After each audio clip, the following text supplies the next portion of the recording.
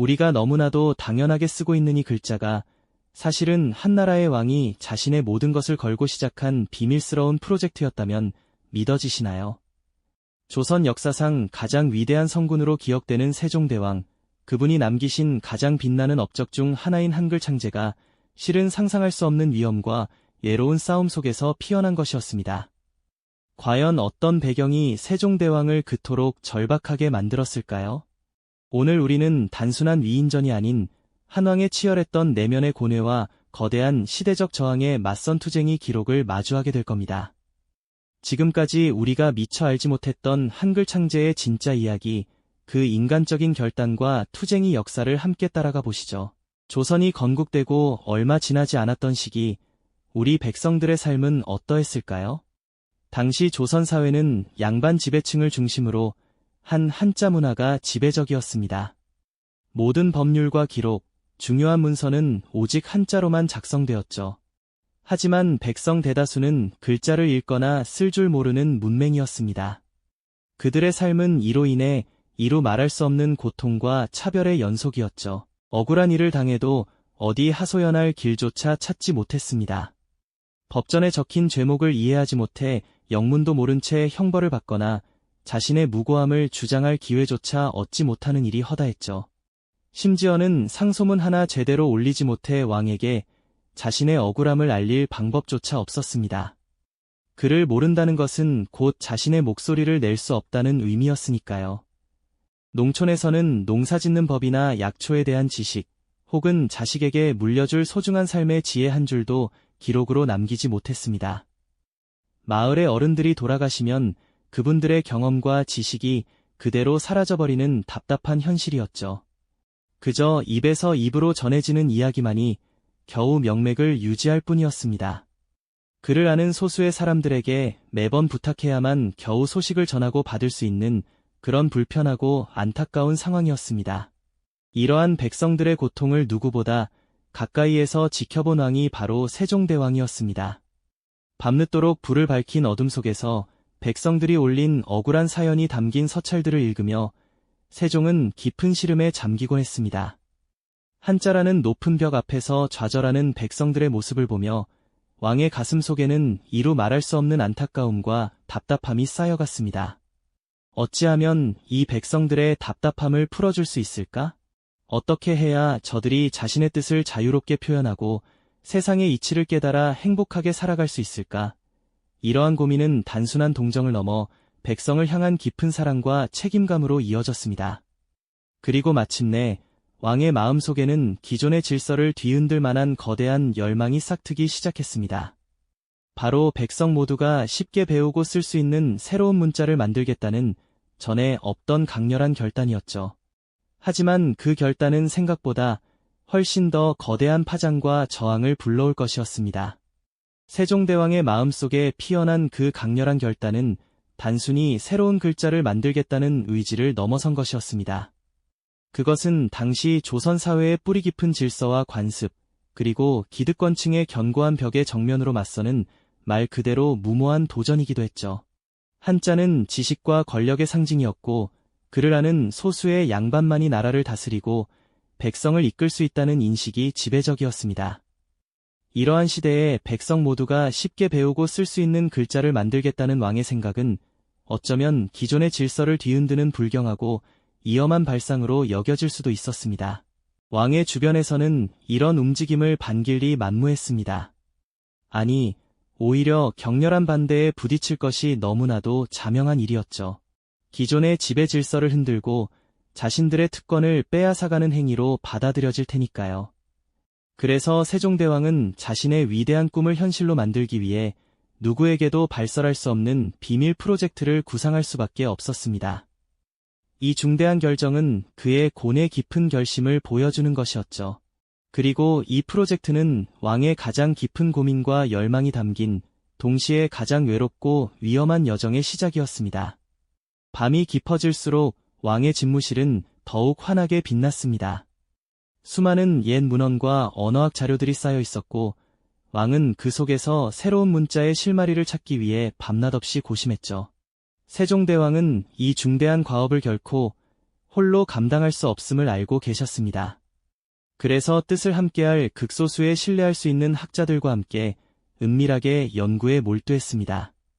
그들은 궁궐의 깊숙한 곳, 아무도 눈치채지 못할 만한 비밀스러운 공간에서 조심스럽게 새로운 문자의 원리를 탐구하고 소리의 구조를 분석하며 정교한 의문체계를 설계해 나갔습니다.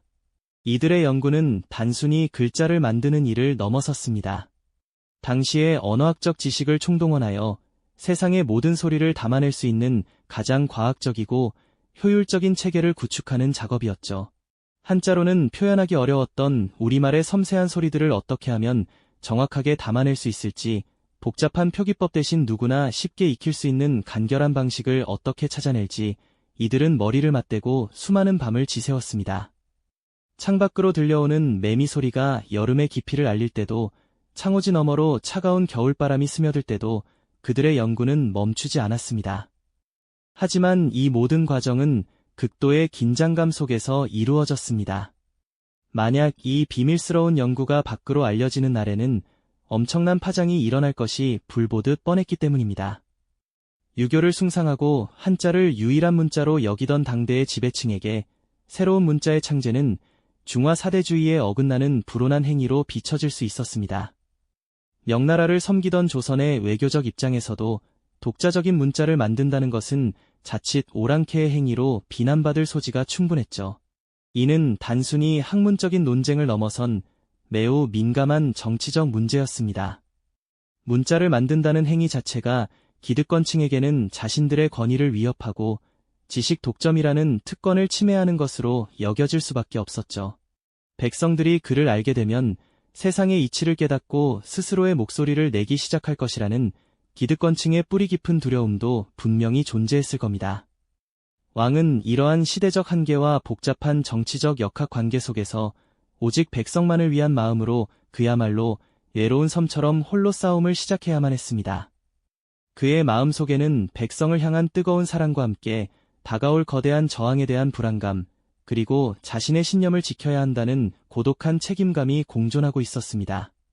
과연 세종대왕은 이 비밀스러운 프로젝트를 무사히 완수하고 자신을 향한 것엔 반대를 뚫고 마침내 백성들에게 새로운 지식의 빛을 선사할 수 있었을까요?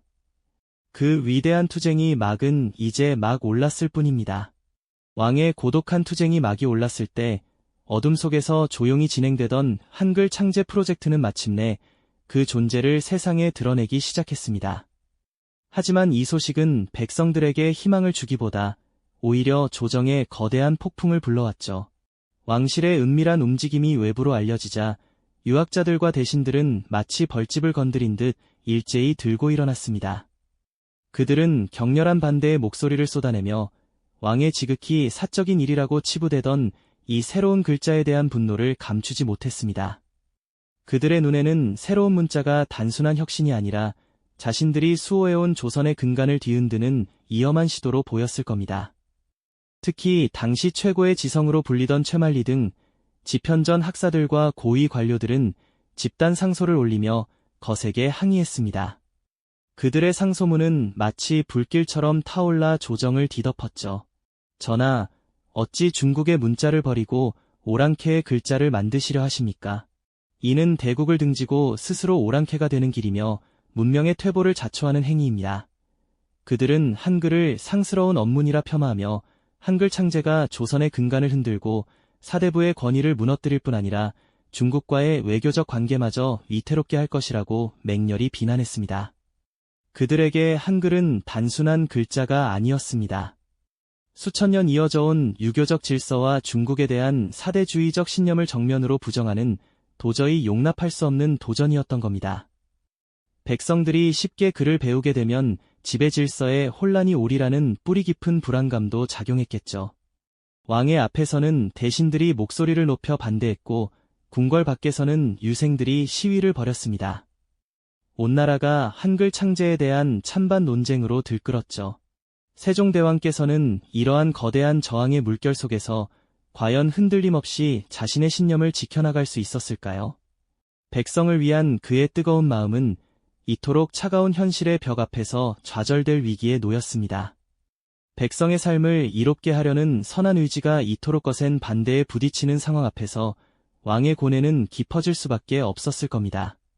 하지만 세종대왕은 결코 포기하지 않았습니다. 그는 대신들의 반대에 귀 기울이는 척했지만 이미 마음속으로는 확고한 결단을 내린 상태였죠. 왕은 때로는 차분하게 논리적으로 반박하며 한글의 필요성을 설명했습니다. 백성들이 글을 몰라 억울함을 호소하지 못하고 법을 알지 못해 고통받는 것을 어찌 외면할 수 있단 말인가? 글을 아는 자와 모르는 자의 격차는 너무나도 커서 백성들은 늘 삶의 고통 속에서 허덕이고 있습니다. 이 새로운 글자는 백성들의 삶을 더 나은 방향으로 이끌어 줄 것이며 그들의 목소리를 세상에 닿게 할 것입니다. 그의 목소리에는 백성을 향한 깊은 연민과 함께 어떠한 반대에도 굴하지 않겠다는 단호한 의지가 담겨 있었습니다. 그러나 논리적 설득만으로는 이 거대한 반대 세력을 잠재우기 부족하다는 것을 깨달은 왕은 때로는 강경한 태도로 맞서기도 했습니다. 그는 반대 상소를 올린 신하들을 직접 불러 질책하고 심지어는 파지까지 불사하며 자신의 뜻을 관철시키려 했죠. 가장 격렬했던 순간 중 하나는 최만리가 이끄는 지편전 학사들이 한글 창제 반대 상소를 올렸을 때였습니다. 세종은 이들을 직접 신문하며 너희들이 사대부로서 백성의 고통을 어찌 이리도 모른단 말인가. 한글이 중화 문명을 버리는 것이라 말하지만 백성을 위한 마음이야말로 진정한 도리가 아니겠는가 라며 강하게 꾸짖었습니다. 이처럼 왕은 자신의 모든 권한과 위엄을 동원하여 이 비밀스러운 프로젝트를 백성들에게 선물하기 위해 필사적으로 싸워나갔습니다. 그는 고독한 왕좌에서 홀로 모든 비난과 압력을 감내하며 오직 백성만이 바라보는 등대처럼 우뚝 서 있었습니다. 이 시기 조정은 그야말로 일촉즉발의 긴장감으로 가득했습니다. 왕의 확고한 의지와 대신들의 맹렬한 반대가 정면으로 충돌했죠. 세종대왕은 수많은 반대 속에서도 흔들림 없이 훈민정음 반포를 선언하는 단호한 모습을 보여주셨습니다. 그의 눈빛에는 백성들의 어둠을 밝힐 새로운 빛을 기어이 만들어내겠다는 결연한 의지가 서려 있었습니다. 이 거대한 저항을 뚫고 마침내 세상의 빛을 보게 될 훈민정음은 과연 백성들의 삶을 어떻게 변화시킬 수 있었을까요? 백성들의 삶에 희망의 빛을 드리우기 위한 왕의 고독한 싸움은 이제 그 절정으로 치닫고 있었던 것입니다. 백성들의 삶에 희망의 빛을 드리우기 위한 왕의 고독한 싸움은 이제 그 절정으로 치닫고 있었던 것입니다. 그리고 마침내 거대한 저항의 파도를 넘어 조선 백성 모두의 염원을 담은 새로운 세상의 문이 활짝 열리는 순간이 찾아왔죠. 그렇게 숱한 반대와 역경을 견뎌낸 훈민정음이 드디어 세상에 그 모습을 드러내었습니다. 이는 단순히 새로운 글자의 탄생을 넘어 백성들의 삶에 드리웠던 오랜 어둠을 걷어내고 밝은 희망의 빛을 선사하는 위대한 서막이었습니다. 처음 백성들은 이 기적 같은 소식에 반신반의하는 표정이었을 겁니다. 수백 년간 한자라는 거대한 장벽에 가로막혀 글을 읽고 쓰는 것은 상상조차 할 수 없었던 이들에게 왕이 친히 창제한 쉬운 글자라는 이야기는 마치 꿈처럼 아득하게 들렸을 테니까요. 하지만 궁궐에서부터 반포된 훈민정음 해례본과 언해본은 물결처럼 전국 각지로 퍼져나가기 시작했고 백성들은 호기심과 기대가 뒤섞인 눈으로 그 신비로운 글자들을 마주했습니다. 어린아이들은 마치 새로운 놀이를 배우듯 금세 글자를 익히며 천진난만한 웃음을 터뜨렸습니다. 밭을 갈던 농부도 저작거리에서 장사를 하던 상인도 심지어는 평생 글 한 줄 모르고 살아오셨던 노인들도 한글을 통해 난생 처음 글이라는 것을 깨치며 얼굴에 환한 빛을 띠었죠. 이제 더 이상 관아에 어렵고 복잡한 공고문을 이해하지 못해 억울한 일을 겪는 백성은 찾아보기 힘들게 되었습니다. 멀리 떨어진 사랑하는 가족에게 자신의 마음을 담은 서찰을 직접 쓸 수 있게 되었고 시골에 계신 부모님께 안부를 묻는 편지를 보내는 것이 더 이상 양반들만의 특권이 아니게 된 것이죠. 글을 몰라 늘 고개를 숙여야 했던 서민들도 이제는 자신의 생각과 감정을 자유롭게 글로 표현하며 세상과 소통할 수 있게 되었습니다. 훈민정음은 단순한 문자의 역할을 넘어 조선 백성들의 닫혔던 입과 귀를 열어주었고 그들의 삶에 새로운 활력과 생기를 불어넣었습니다. 백성들의 일상 속으로 깊이 스며든 한글은 그들의 지식 수준을 한 단계 끌어올리고 세상을 더 깊이 이해하는 밝은 창문이 되어주었답니다. 한글로 쓰인 다양한 종류의 서적들이 앞다투어 출판되기 시작했습니다.